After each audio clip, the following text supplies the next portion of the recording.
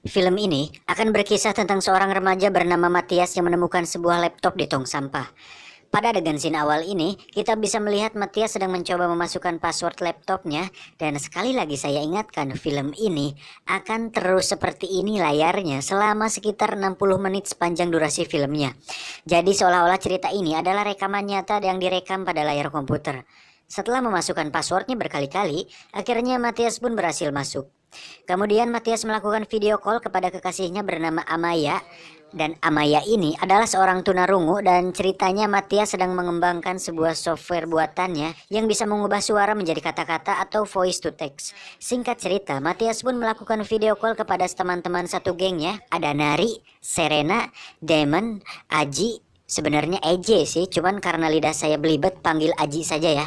Dan terakhir ada salah satu mahasiswa yang berasal dari Jakarta, Indonesia loh, bernama Lex Putri. Seperti pada umumnya, awalnya mereka mengobrol-ngobrol, bercanda-bercanda, tertawa satu sama lain. Di saat bersamaan, Matias pun membuka Facebook dan melihat foto dan video kebersamaannya dengan Amaya. Dan tiba-tiba muncul notifikasi chat, tapi bukan ke akun Facebook miliknya, melainkan ke akun Facebook pemilik laptop ini yang bernama Norah pakai H. Karena penasaran, Matias pun mengalihkan akun Facebooknya ke si Norah tersebut. Saat dibuka, akun chat tersebut berasal dari akun Erika Dan, seorang gadis remaja, dan ternyata yang ngechat tersebut adalah si Norah pemilik laptop ini, dan dia mengaku temannya si Erika. Jadi dia meminjam Facebooknya si Erika. Si Norah ini meminta Matias untuk mengembalikan laptopnya, tapi Matias mengaku membeli laptop ini. Di saat bersamaan muncul chat dari akun bernama Sharon68, dan si Sharon86 ini tidak tahu bahwa laptopnya berada di Matias. Jadi dia menganggap si Matias adalah Norah. Dari isi chatnya, si Sharon68 ini meminta Matias untuk membuka file bernama Driver, dan Driver ini adalah sebuah jaringan untuk masuk ke dalam dark web. Oke, mari dijelaskan dulu bahwa dark web adalah bagian internet yang tidak ada atau tidak terindeks oleh mesin pencari, yang di dalamnya terdapat banyak sekali hal-hal mengerikan seperti jual beli senjata, perdagangan manusia, tempat menyewa pembunuh bayaran, narkoba, dan tempat hangoutnya para hacker. Jadi, tidak semua orang bisa masuk ke dalam dark web. Bisa diambil kesimpulan bahwa si Nora atau pemilik laptop ini adalah seorang yang berkecimpung di dunia dark web, atau bisa jadi seorang yang menyewakan jasanya kepada pelanggan yang bernama Sharon68 ini. Namun jasa apakah yang ditawarkan? Mari kita lanjutkan. Matias kemudian membuka jaringan Driver tersebut dan muncul video sungai dan perahu seperti dalam game Minecraft. Karena Matias bingung, akhirnya dia membagikan layar ke teman-temannya agar mereka bisa melihat apa yang Matias lihat.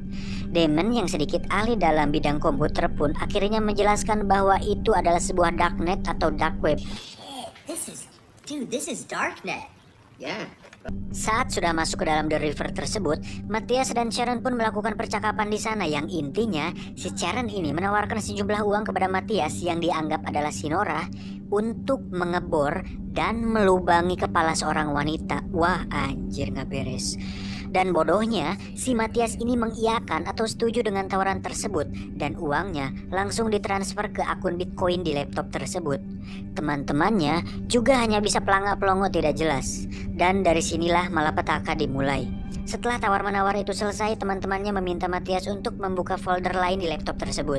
Dan ternyata folder tersebut berisikan video-video mengerikan, di antaranya seorang wanita yang dirantai, wanita yang akan disiram air keras, tong berisi wanita di dalamnya, dan masih banyak lagi.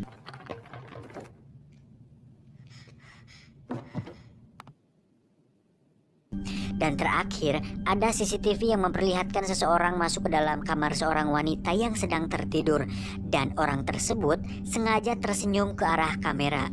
Bisa diambil kesimpulan, orang tersebut adalah si Norah yang sedang melakukan pekerjaannya.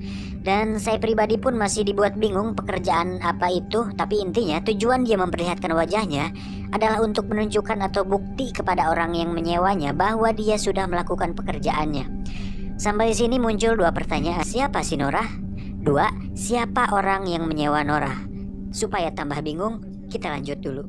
Tiba-tiba muncul notifikasi pesan dari Amaya.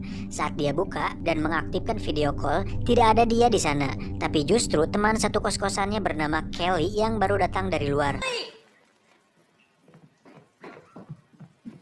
Matias bertanya, "Hei, di mana Amaya?" Kelly menjawab, nggak tahu, aku baru pulang dari Alfamart." Tiba-tiba layar mati. Saat hidup, sudah ada seseorang di belakang Kelly dan dia langsung dibungkam dan dijatuhkan.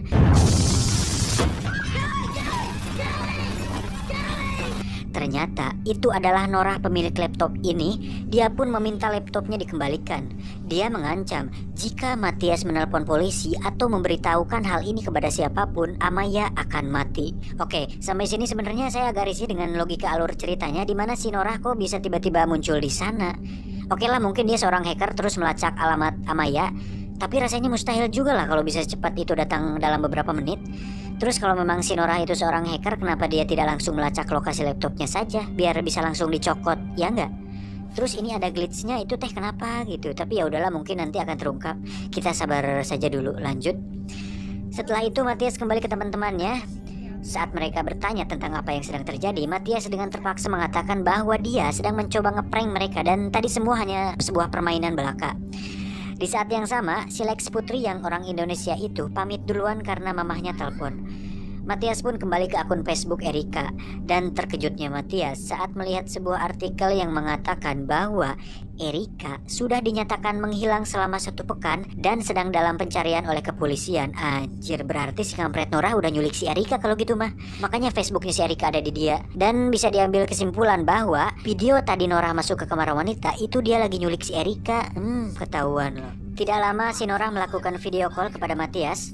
Dalam percakapan tersebut, Norah lagi-lagi meminta laptopnya dikembalikan dengan tebusan Kelly dan Amaya. Tapi si Matthias meminta Norah untuk mengembalikan si Erika juga.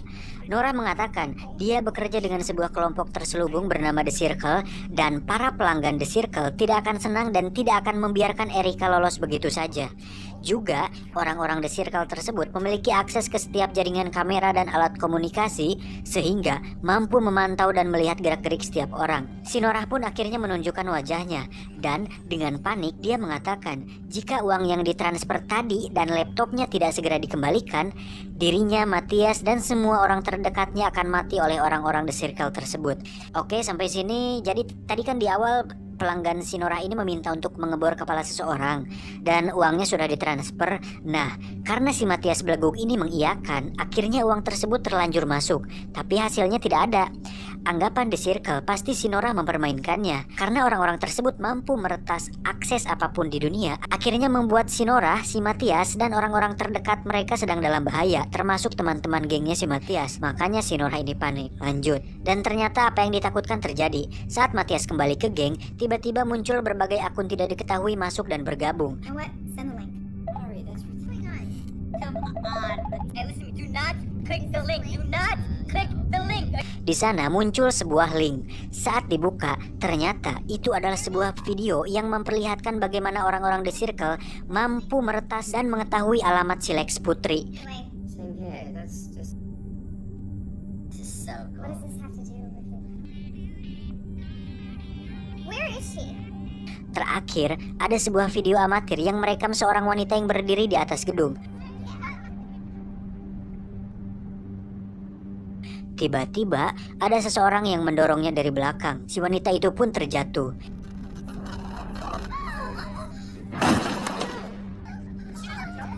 Saat kamera mendekat, terlihat dari pakaiannya bahwa wanita tersebut adalah si Lex Putri. Kan? Titus, please talk to us.